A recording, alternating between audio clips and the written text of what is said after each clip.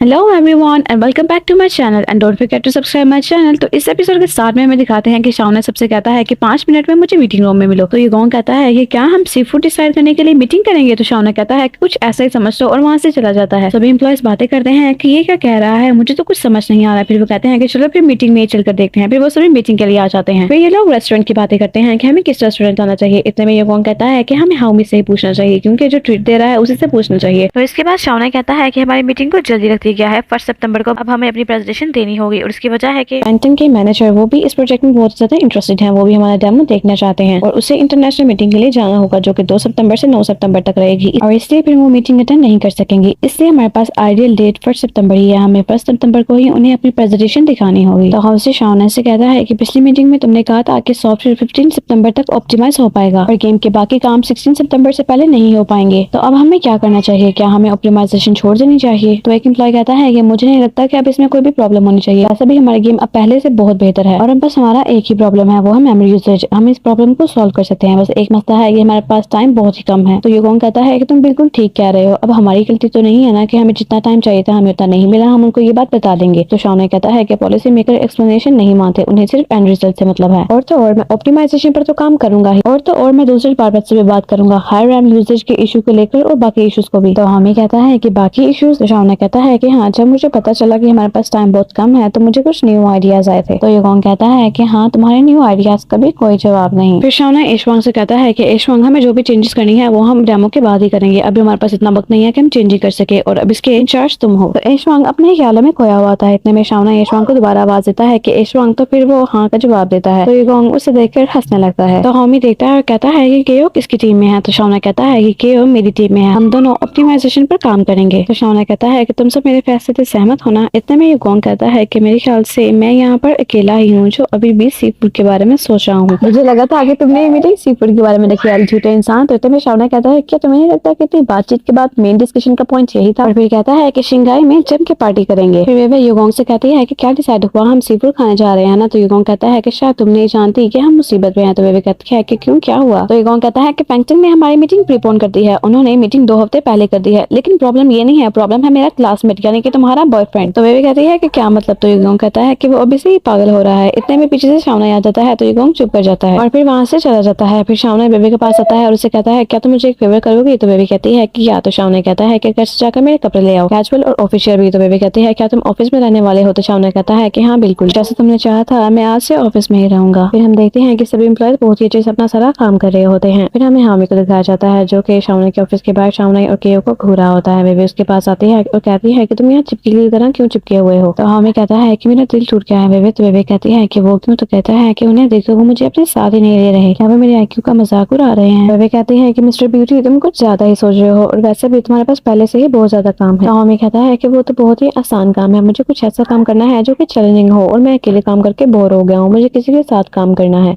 फिर हामी कहता है कि बेबी तुम अपनी मर्दों की दुनिया के बारे में नहीं जानती। तो बेबी कहती है पता नहीं क्यों मुझे ऐसा लगता है कि हम दोनों एक ही दुनिया के हैं। तो हामी कहता है कि नहीं तुम गलत समझती हो। फिर कहता है अच्छा चलो सॉरी। फिर उसके बाद कहता है कि बेबी तुम्हें पता है कि आज आखिरी दिन है कि मैं तुमसे इंसानों की तरह बात कर रहा हूँ। तो बेबी कहती है कि वो क्यों। तो कहता है क्योंकि कल से मैं कोडिंग रोबोट में बदल रहा हूँ। फिर सभी एम्प्लॉयज अपना अपना काम बहुत ही अच्छे से करते हैं कि और शाओना भी अपना काम अच्छे से कर रहे होते हैं। फिर रात हो जाती है तो सभी एम्प्लॉयज ऑफिस में ही सो जाते हैं। बेबी आती है तो उन सबको ऑफिस में से सोते हुए देखती है। फिर बेबी जब घर आती है तो सोचती है कि सभी एम्प्लॉयज कितने हैं और मैं उन सबकी कोई मदद नहीं कर पा रही। फिर हमें नेक्स्ट डे कंपनी में बेबी को दिखाया जाता है। बेबी सब एम्प्लॉयज को कुर्सी पे सोते हुए देखती है। तो इतने में शाओना के पास आती है और शाओना को कहती है कि मुझे तुमसे कुछ बात करनी है, मुझे कुछ डिस्कस करना है। तो शाओना उसके पास आता है और कहता है कि कहो। तो बेबी कहती है कि अभी गर्मी के दिन है, तुम सबको इस हाल में नहीं रख सकते। तो शाओना कहता है कि क्या मतलब। तो बेबी कहती है कि उसे देखो वो टेबल पर अपना सर रखकर सो रहा है, इस तरह से उसके गर्दन में दर्द शुरू हो जाएगी। और हॉमी बेड पर लेटता है और कहता है कि ये कितना आरामदेह है और कितना मजा आएगा यहाँ पर सोने में। तो एक एम्प्लॉय कहता है कि इस लड़के के यहाँ पर होने से हमारा कितना फायदा है, हम यहाँ पर खा भी सकते हैं, पी भी सकते हैं और अब तो हम यहाँ पर सो भी सकते हैं, हमारे दोस्त भी आए तो हमें घर जाने की जरूरत भी नहीं। फिर युगोंग बेबी से कहता है कि बेबी तुम कितनी अच्छी हो, तुम हमारे बारे में कितना सोचती हो। फिर युगोंग एक बेड पर लेटा है तो बेबी कहती है कि युगोंग तुम्हारा बेड मास्टर के कमरे में है। तो युगोंग कहता है क्या तुमने सबको बेड सजेस्ट किए हैं। तो बेबी कहती है हाँ बिल्कुल, और कहती है कि हाउसी, एशवांग और एली आप सब मास्टर के कमरे में सोएंगे क्योंकि वो कमरा बहुत बड़ा है ना, तो तुम सबको स्पेशल ट्रीटमेंट। तो युगोंग कहता है कि बेबी तुम बेस्ट हो। तो इतने में शाओना कहता है कि इसने कराटे लेने वालों को कराटे ना लेने वालों से बस अलग रखा है। तो बेबी कहती है कि हाँ तुम्हारी भलाई के लिए। तो युगोंग कहता है कि ये भेदभाव है और वहाँ से चला जाता है। होमी हंसता है और कहता है कि तुम बहुत ही समझदार हो, अब मैं आराम से सोऊंगा। तो शाओना बेबी के करीब आता है और इसे कहता है कि मेरा बेड कहाँ है। तो बेबी इशारा करती है और कहती है कि वो रहा तुम्हारा बेड। इतने में होमी बेबी के पास आता है और कहता है कि बेबी क्या तुमने शाओना को सोने के लिए सबसे बेकार बेड दिया है। तो बेबी कहती है कि कौन कहाँ सोएगा ये मैंने लकी ड्रॉ से डिसाइड किया था। तो शाओना कहता है कि मुझे कोई मसला नहीं और वैसे भी मैं कम सोता हूँ तो अच्छा है कि मैं वहीं सो जाऊँ। फिर इतने में सभी एम्प्लॉयज बेबी को थैंक्स करना शुरू हो जाते हैं। तो बेबी कहती है कि इसकी कोई जरूरत नहीं है, इतना तो मैं कर ही सकती हूँ और वैसे भी मेरा नेक्स्ट सेमेस्टर सितंबर से स्टार्ट हो रहा है, तब तक अगर तुम लोगों को कोई भी मदद चाहिए हो तुम लोग मेरे पास आ सकते हो। फिर सभी एम्प्लॉयज अपनी अपनी जगह पर चले जाते हैं। होमी बेबी के पास आता है और कहता है कि बेबी मेरे ख्याल से सेमेस्टर शुरू होने के बाद भी तुम यहाँ पर जॉब कर सकती हो, पढ़ाई के साथ साथ कुछ पैसे भी कमा लो। तो बेबी कहती है कि नहीं मुझे पैसे नहीं चाहिए, मुझे बस खाना चाहिए। तो शाओना कहता है कि ठीक है बिल मेरे अकाउंट में भेज देना। तो होमी कहता है कि शाओना तुम कमाल के हो और वहां से चला जाता है। फिर शाओना बेबी को थैंक्स कहता है। फिर उसके बाद हमें सेंचुरी का सीन दिखाया जाता है जो गेमिंग पोस्टर देख रहा होता है। इतने में हीरेन वहाँ पर आ जाती है और कहती है कि क्या बात है। और तो सेंचुरी कहता है कि क्यों क्या हुआ। तो वो कहती है कि सभी एम्प्लॉयज बातें कर रहे हैं कि हमारे मैनेजर जैंग अब बहुत ही काम करने वाले हो गए हैं, इसलिए मैं खुद देखने के लिए आ गई। आखिर तुम्हें हुआ क्या है, तुम मुझे बताओ तो सही। तो सेंचुरी कहता है कि मुझे क्या हुआ है, एक नॉर्मल आदमी एक नॉर्मल काम तो करता ही है। तो हीरेन कहती है कि सेंचुरी अगर तुम ऐसा कर रहे हो तो तुम्हारे डैड तो बहुत ही ज्यादा खुश होंगे। तो सेंचुरी कहता है काम करने के लिए मैंने कुछ सोचा है क्योंकि मैं शाओना को हराना चाहता हूँ, लेकिन मैंने उसका गेमिंग डिजाइन जितना सोचा था वो से कहीं ज्यादा अच्छा है। तो हीरेन कहती है कि शाओना को हराने के लिए आखिर तुम शाओना को कैसे जानते हो। तो सेंचुरी कहता है कि शाओना भी तुम्हारे ही कॉलेज का है तो फिर तुम उसकी गर्लफ्रेंड को भी जानती ही होगी। तो हीरेन कहती है कि हाँ वे। तो वो कहता है कि क्या उसका सरनेम लास्ट पे लू नहीं। तो हीरेन कहती है कि अगर तुम शाओना की गर्लफ्रेंड की बात कर रहे हो तो वो बेबे भी है, उसका सरनेम लू नहीं। फिर सेंचुरी सोचता है कि इसका मतलब क्या वो मुझे बुद्धू बना गई। फिर वो कहता है कि ठीक है तुम अब जाओ, मुझे बहुत ज्यादा काम करना है। और कहता है कि फैंगटंग भी बहुत ही अजीब कंपनी है, इन्होंने पता नहीं क्यों प्रेजेंटेशन प्रीपोन कर दिया और अभी काम भी बहुत ज्यादा पड़ा है। तो हीरेन सोचती है कि आखिर ये शाओना को हराना क्यों चाहता है। फिर हमें नैना और हीरेन को दिखाया जाता है। नैना हीरेन से कहती है कि तुम्हारा मतलब है कि सेंचुरी बेबे को जानता है और बेबे ने उसे खुद कहा है कि उसका लास्ट नेम लो है। तो हीरेन कहती है कि हाँ बिल्कुल। तो नैना कहती है कि अब उसकी इतनी हिम्मत कि वो सेंचुरी के पीछे पड़ गई है, अब वो कितनी बेशरम है और क्या सेंचुरी ने अपनी गर्लफ्रेंड से ब्रेकअप बेबे की वजह से किया। तो हीरेन कहती है कि मुझे नहीं मालूम। तो नैना कहती है कि यकीनन ऐसा ही हुआ होगा, जब तो बेबे ने लास्ट नेम गलत बताया है उसे ताकि किसी को भी पता नहीं चल सके वो एक साथ तीन तीन लड़कों को डेट कर रही है। और फिर कहती है कि मुझे एक बात समझ में नहीं आ रही, ये बात बहुत ही ट्रिकी है। रियल लाइफ में तो शाओना की है, गेम में वो कागवान की है, तो फिर उसे सेंचुरी क्यों चाहिए और ये किस तरह की बेशर्म लड़की है। तो इतने में हीरेन कहती है कि कागवान ने तुझसे कहा था कि वो गलती से किसी और लड़की को बेबे समझ रहा था। तो नैना कहती है कि उसने कहा और तुमने उसकी बात पर यकीन कर लिया। यकीनन बेबे ने उसे ये सब कुछ कहने के लिए कहा होगा, वो यकीनन हमें धोखे में रखना चाहता होगा। तो हीरेन कहती है कि मुझे तो कागवान की बातों पर यकीन हो गया था, लेकिन मेरा भाई। और कहती है कि क्या छोड़ो ये सब कुछ, मुझे इन सबसे कोई लेना देना नहीं, मैं बहुत ज्यादा कंफ्यूज हो गई हूँ। तो नैना कहती है कि लड़के भी कितने बुद्धू होते हैं, लड़कियां उनको कुछ भी कहें वो उनकी बातों में आ ही जाते हैं। और वैसे मैंने एक और बात सुनी है। तो हीरेन कहती है कि वो क्या है। तो कहती है कि मैं जब कुछ दिन पहले ऑफिस आ रही थी तो एंट्रेंस में मैंने कागवान को देखा था जो कि अर्शी से मिलने के लिए आया हुआ था और वो दोनों आपस में बहस कर रहे थे। ऐसा लग रहा था जैसे किसी सीरियस प्रॉब्लम में वो दोनों एक दूसरे से बातचीत कर रहे हो। और फिर इसके बाद अर्शी रोते हुए वापस बिल्डिंग में चली गई थी। और आजकल मैंने नोट किया है कि अर्शी बहुत ही ज्यादा सैड रहने लगी है, कहीं अर्शी कागवान को पसंद तो नहीं करती। तो हीरेन कहती है कि उफ ये सब कुछ कितना उलझा हुआ है। तो नैना कहती है कि लेकिन मैं पता लगा कर रहूंगी, कागवान ने हमें कुछ भी बोलने से मना किया है, लेकिन अगर बेबे की फ्रेंड अर्शी हमें सब कुछ बताएगी तो वो हमें कुछ भी नहीं कह सकेगा। फिर इसके बाद हमें अर्शी का सीन दिखाया जाता है। अर्शी के पास नैना आती है और उसे एक बॉक्स देती है और कहती है कि अर्शी हम दोनों एक ही कैंपस में पढ़ते हैं और अब हम दोनों एक ही कंपनी में इंटर्नशिप कर रहे हैं और मेरे ख्याल से हम दोनों को एक दूसरे को और जान लेना चाहिए। मुझे ये मैक्रोन्स ही रहने दिए थे, मैंने सोचा कि ये एक तुम्हारे पास भी होने चाहिए, तुम प्लीज इसे रख लो। तो अर्शी कहती है कि थैंक यू पर मैं डाइट पर हूँ, मैं मीठा नहीं खा सकती और वहाँ से जाने लगती है। इतने में नैना उसे पकड़ लेती है और कहती है कि अर्शी बात तो सुनो, मैंने सुना है कि तुम और बेबे कागवान के लिए एक दूसरे से फाइट कर रहे हो। तो अर्शी कहती है कि तुम्हें कैसे पता और इस तरह की बकवास पर यकीन मत करो, ये सच नहीं है। तो नैना कहती है कि दीवारों के भी कान होते हैं और वैसे भी जो जीतता है वही तो रूमर्स फैलाता है। तो अर्शी कहती है कि जो जीतेगा वो रूमर्स फैलाएगा, इसका क्या मतलब। तो नैना कहती है कि तुम अभी भी मुझसे पूछ रही हो, तुम्हारे अलावा इस प्रॉब्लम के बारे में आखिर कौन जानता था। तो अर्शी सैड हो जाती है। तो नैना उसे कहती है कि तुम फिक्र मत करो, तुम अकेली नहीं हो जिसके साथ उसने ऐसे किया है।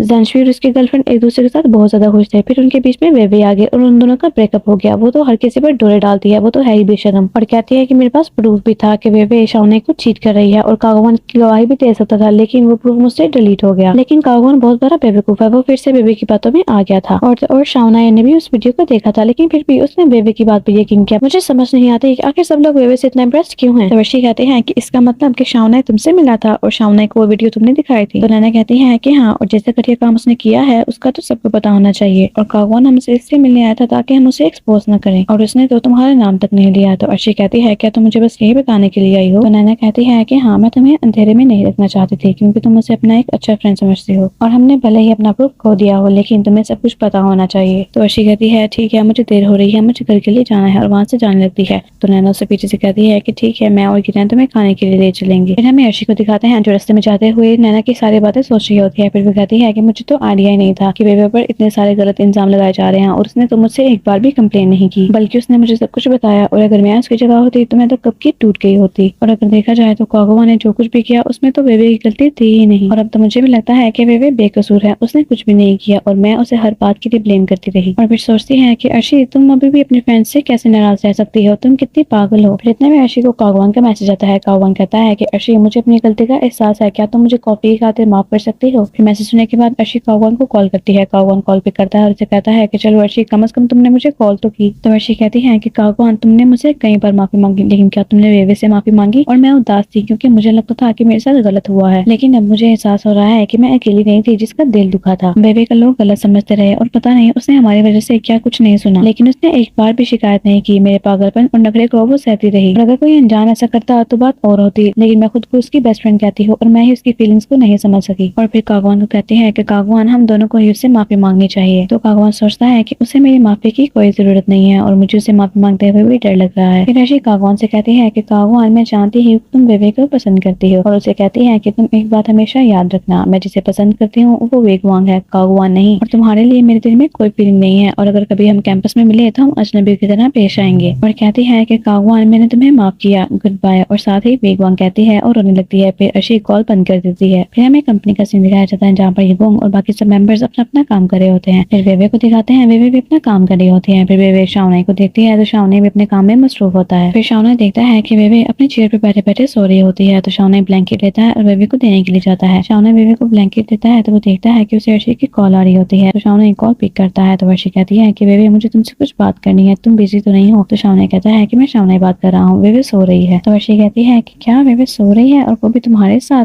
और फिर कहती है कि मेरा मतलब, और चुप कर जाती है। तो शाओने कहता है कि बेबे मेरे ऑफिस में है, ओवर टाइम करने की वजह से वो थक गई थी तो सो गई है, जब उठेगी तो मैं उसे कह दूंगा कि वो तुम्हें कॉल कर ले। तो अर्शी कहती है कि हाँ ठीक है, उसे कह देना और अब उसे जगाना मत। और शाओने कहता है कि तुम्हारी कॉल से वो डेफिनेटली बहुत ज्यादा खुश हो जाएगी। फिर अर्शी कहती है और कॉल बंद कर देती है। फिर शाओने एक पेज पर लिखता है कि अर्शी की कॉल आई थी और बेबे की पेज पर चिपकाने लगता है। तो इतने में बेबे उठ जाती है, बेबे पढ़ती है और बहुत ज्यादा खुश हो जाती है। शाओने से पूछती है कि क्या अर्शी की कॉल आई थी और उसने तुमसे कैसे बात की? तो शाओने कहता है कि उसकी आवाज से तो लग रहा था कि मेरी गर्लफ्रेंड मेरे घर से चेकआउट होने वाली है। तो बेबे बहुत ज्यादा खुश हो जाती है और कहती है कि बाईसाइकिल की चाबी? तो शाओने कहता है कि ड्रॉर में पड़ी है, तुम जाकर ले लो और तुम आज हाफ डे कर सकती हो। तो बेबे कहती है कि थैंक यू बॉस और कहती है कि डिनर ऑर्डर कर दिया है। फिर बेबे भागकर चाबी लेने के लिए चली जाती है। फिर हम बेबे को बाहर देते हैं। बेबे बहुत ही खुशी से साइकिल चलाकर अर्शी के पास आ रही होती है। फिर जब बेबे गार्डन में पहुंचती है तो अर्शी उसकी साइकिल के आगे आ जाती है और कहती है कि रुक जाओ और टैक्स। तो बेबे कहती है कि मेरे पास सिर्फ ये केक ही है, क्या इससे मैं अपना टैक्स भर सकती हूँ? तो अर्शी खुश हो जाती है और केक को पकड़ती है और कहती है कि क्या बात है केक, और ठीक है लेकिन ये बहुत ही छोटा है, मैं तो इसे एक बाइट पर ही खत्म कर दूंगी। फिर ये दोनों हंसने लगती हैं। फिर हमें दिखाया जाता है कि अर्शी और बेबे दोनों बैठकर केक खा रही होती है। बेबे उसे पूछती है कि केक कैसा है? तो अर्शी कहती है कि बहुत ही मजे का है। फिर अर्शी सैड हो जाती है और बेबे से कहती है कि बेबे पिछले दिन जो कुछ भी हुआ वो मुझे बहुत ही अजीब लगता है, तुम नहीं जानती वो सब कुछ सोचकर मुझे कितना अफसोस होता है। तो बेबे कहती है कि अफसोस तो मैं हुआ होगा लेकिन उस दिन उस केक पे जो मैं तुम्हारे लिए लेकर आई थी और तुमने उसे बर्बाद कर दिया था। तो वो दोनों हंसने लगती है। तो अर्शी कहती है कि हाँ तुमने बिल्कुल ठीक कहा, लेकिन तुम्हें कैसे पता चला? फिर अर्शी कहती है कि बेबे तुम इस बारे में शाओलिन और सीसी को मत बताना वरना मैं सच में दोस्ती तोड़ दूंगी। तो बेबे कहती है कि मैं जानती हूँ कि तुम्हें भी बहुत बुरा लगा है और मैं उनसे कुछ भी नहीं कहूंगी। तो अर्शी कहती है कि ये हुई ना बात। फिर अर्शी कहती है कि मेरा तो खुद का रिकॉर्ड ही खराब हो गया, अगर मैं खरूस लड़की मेरे पास नहीं आती तो पता नहीं मुझे कब पता चल रहा कि मैं गलत हूँ। और बेबे तुम्हें मुझे माफ करना ही होगा, मुझ जैसे यंग लड़की जिसे कभी भी प्यार नहीं हुआ वो आसानी से गलत राह पर जा सकती है। तो बेबे कहती है कि वैसे जो कुछ भी हुआ वो मेरी वजह से हुआ। इतने में अर्शी से टोक दिया और कहती है कि तुम्हारी वजह से कुछ नहीं हुआ बेबे, जो कुछ भी हुआ वो उस बेवकूफ कागवान की वजह से हुआ है। फिर अर्शी कहती है कि तुम्हारे यहाँ आने से पहले मैंने काफी बैठकर सोचा, मुझे शायद तुमसे जलन हो रही थी। फाइनली अगर मुझे कोई पसंद आया भी तो वो तुम्हें पसंद करता है, लेकिन मैंने उसे माफ कर दिया है और मैंने सोच लिया है कि मुझे ऐसा कोई भी नहीं चाहिए कि जो मुझे पसंद नहीं करता। मुझे एक ऐसा लड़का चाहिए कि जिसके लिए मेरे लुक्स मायने नहीं रखते। बेबी कहती है कि फिर तुम्हें हैंडसम लड़के की तलाश क्यों है? तो अर्शी कहती है कि बस थोड़ी मोटिवेशन के लिए, और क्या। फिर अर्शी कहती है कि तुम मेरी एक बात का सच सच जवाब दो, क्या तुम सच में मास्टर के घर रह रही हो और क्या तुमने वहाँ पर कुछ ऐसा वैसा तो नहीं किया जो नहीं करना चाहिए था? तो बेबी उसको लात मारती है। तो कहती है कि मैं तो बस ऐसे ही कह रही थी और मेरा मतलब तो ये था कि क्या गलती से भी कुछ नहीं हुआ तुम लोगों के बीच? तो बेबी कहती है कि मास्टर बहुत बहुत ही अच्छे आदमी है। तो अर्शी कहती है कि मैं नहीं मानती, अगर कोई लड़का किसी लड़की का दिल 3 मिनट में चुरा सकता है तो मेरा नहीं ख्याल कि वो अच्छा होगा। फिर अर्शी बेबी के करीब आती है और उसे किसके नाम से चिढ़ाने लगती है। तो बेबी कहती है कि तुम मेरे इतना करीब क्यों आ रही हो, और कहती है कि जब से मैं मास्टर के घर रह रही हूँ तब से कुछ भी नहीं हुआ है। तो अर्शी कहती है कि इसका मतलब कि पहले हुआ है, और अगर तुम मास्टर के घर हो तो फिर क्यों नहीं किया। फिर अर्शी ये सब कुछ सोच रही होती है कि बेबी उसका केक पकड़ती है और भागने लगती है। तो अर्शी कहती है कि मुझे मेरा केक दो। तो बेबी कहती है नहीं, अब तुम ये केक अपने ख्यालों में ही खाना। फिर बेबी अर्शी को वो केक दे देती है। तो अर्शी वो केक खाने लगती है। फिर अर्शी बेबी से कहती है कि बेबी तुम्हारी एब्सेंस में मैंने शाओलिन घर की पूरी बैंड बजा दी है, तुम्हें वापस आना ही होगा, और वैसे भी अब मास्टर के घर तुम्हारा ज्यादा रहना अच्छा नहीं है। तो बेबी कहती है कि ठीक है, मैं उससे बोलती हूँ। फिर हमें शाओलिन और कियो को दिखाया जाता है जो कि अपनी गेमिंग को और बेहतर बनाने की बातें कर रहे होते हैं। इतने में शाओलिन को बेबी का मैसेज आता है। तो शाओलिन कियो से कहता है कि मुझे कॉल करनी है और बाहर आ जाता है। फिर शाओलिन बेबी को कॉल करता है। तो शाओलिन कहता है कि क्या अब तुम्हें ऑफिस से जाना है। तो बेबी कहती है कि हाँ, और वैसे भी अब मुझे जाना ही होगा। तो शाओलिन कहता है कि तुमने मेरे घर को क्या समझ रखा है, जब दिल किया तब आ गए, जब दिल किया तब चली गई, और ये सब बातें हावी भी सुन रहा होता है। तो शाओलिन कहता है कि कॉल स्टार्ट होते ही जल्दी से वापस आ जाना, और कॉल बंद कर देता है। तो हावी शाओलिन के पास आता है और कहता है कि किसकी बात हो रही थी, और कॉल शुरू होने में कौन कहाँ जा रहा है। तो शाओलिन कहता है कि है कोई जिसे तुम नहीं जानते। फिर अर्शी बेबी से पूछती है कि बेबी क्या बात हो गई। तो बेबी कहती है कि हाँ, और आजकल मास्टर अपने घर पर नहीं है, लेकिन उनके घर बहुत ही कीमती पेंटिंग्स हैं और मुझे इन पेंटिंग्स की निगरानी करनी है। तो अर्शी कहती है कि तुम उन पेंटिंग्स को अपने साथ शाओलिन के घर ले आओ। फिर बेबी अर्शी से पूछती है कि आखिर नैना तुम्हें ये सब कुछ बता के क्या करना चाहती थी।